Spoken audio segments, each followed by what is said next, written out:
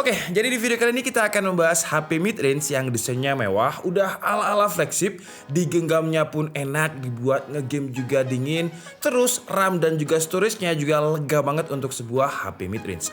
Dan perkenalkan, ini adalah Vivo Y33s.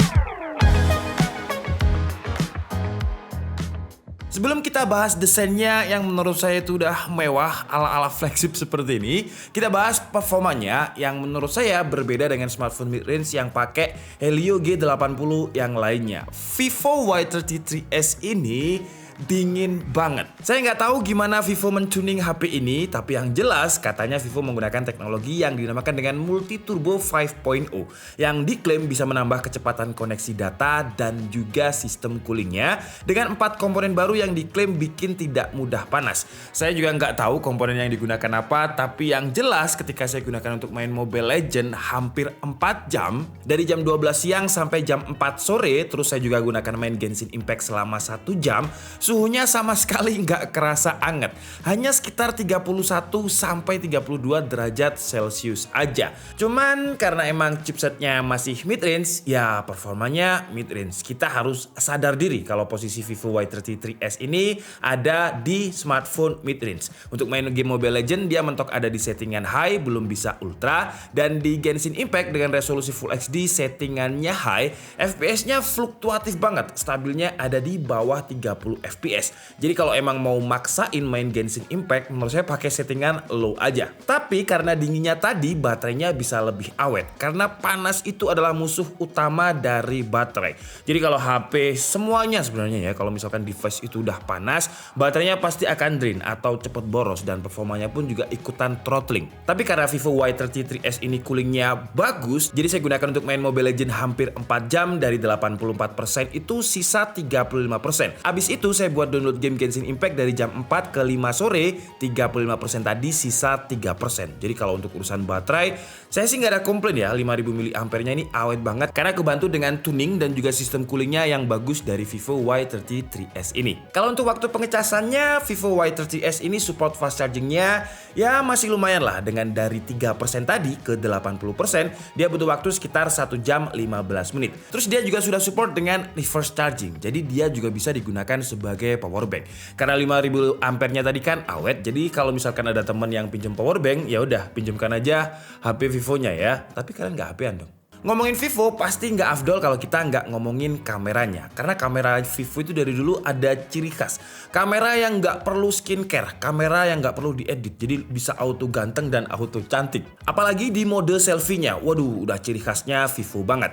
Buat ciwi-ciwi yang suka selfie, saya yakin pasti suka dengan kamera dari Vivo ini. Karena mode autonya aja udah bagus. Nggak perlu edit banyak-banyak. Di kondisi low light pun juga masih stunning banget dengan super night selfie-nya. Saya tuh punya temen cewek yang kalau misalkan selfie itu take-nya mungkin bisa 1000 kali. Nah dari 1000 take foto tadi diambil satu untuk diedit terus diupload di sosial media. Biasalah ya cewek ya. Cuman menurut saya kalau pakai Vivo Y33s selfie kameranya mungkin take-nya hanya butuh 10 kali lah. Terus editnya juga nggak perlu lama-lama karena memang hasilnya kayak udah Vivo banget gitu. Udah stunning banget, nggak perlu skincare.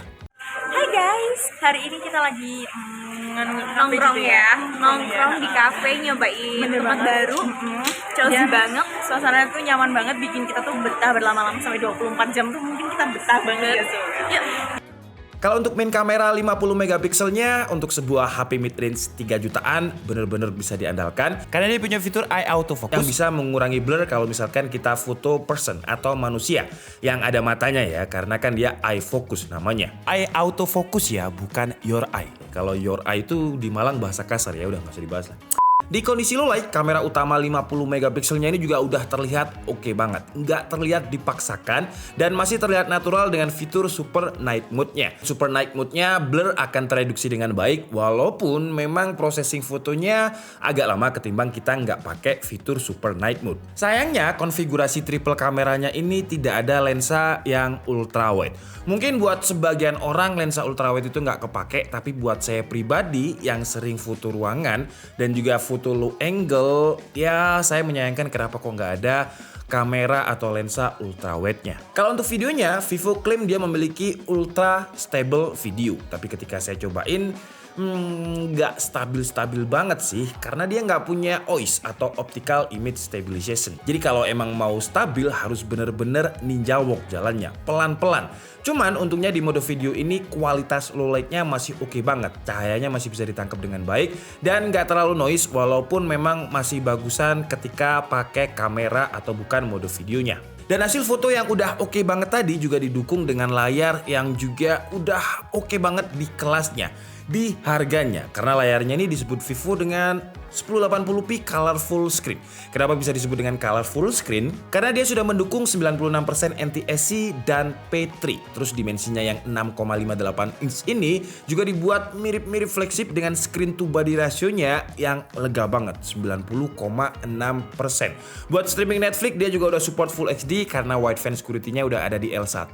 Jadi buat yang suka nonton-nonton film atau menikmati gambar yang colorful, layarnya akan menampilkan apa yang memang pengen ditampilkan sama filmmaker atau kreatornya. Natural. Tapi buat pengguna yang memang suka refresh rate yang smooth, layar yang smooth, sayangnya Vivo Y33s ini masih pakai refresh rate 60Hz. Mungkin Vivo nggak mau bermain di area ini ya, saingannya udah banyak. Banyak banget HP mid-range 3 jutaan yang udah pakai refresh rate 90Hz. Bahkan juga ada yang adaptif 120Hz. Jadi kayaknya memang Vivo pengen beda sendiri dengan memberikan layar yang emang kurang smooth kalau dari segi refresh rate, tapi diganti sama Vivo dengan kualitas layar yang udah colorful, udah luas banget color gamut-nya dengan 96% P3 dan juga NTSC. Terus kalau untuk OS dia pakai Vantage 11 dengan Android 11. Yang walaupun memang bukan HP gaming, tapi dengan Vantage OS-nya ini Vivo kasih fitur gaming juga dengan fitur yang dinamakan Ultra Gaming Mode. Yang kalau ketika kita main game dan kita slide dari kiri akan ada fitur untuk background call, mute notif, reject call dan juga e-sport mode. Yang secara algoritma dia akan mengatur profil gambar yang menurut dia bagus dan keseimbangan antara frame rate dan temperaturnya tadi yang juga dibantu dengan cooling sistemnya. Sekarang kita bahas masalah desain yang awal-awal jujur aja saya nggak terlalu suka dengan desain Vivo Y33s yang SKU yang ini ya, yang Midday Dream. Saya lebih suka yang mirror black kalau saya lihat dari websitenya, karena yang mirror black itu kayak lebih terlihat clean, simple, tapi tetap ada feel premiumnya gitu. Untuk yang Midday ini menurut saya terlalu rame. Cuman setelah saya pakai Vivo Y33s ini tanpa casing, banyak teman-teman saya yang ke distract. Tiap saya pakai HP ini pasti langsung nanyain, HP apa tuh kok warnanya lucu banget? Ya saya jawab dong, Vivo nih bos, senggol dong.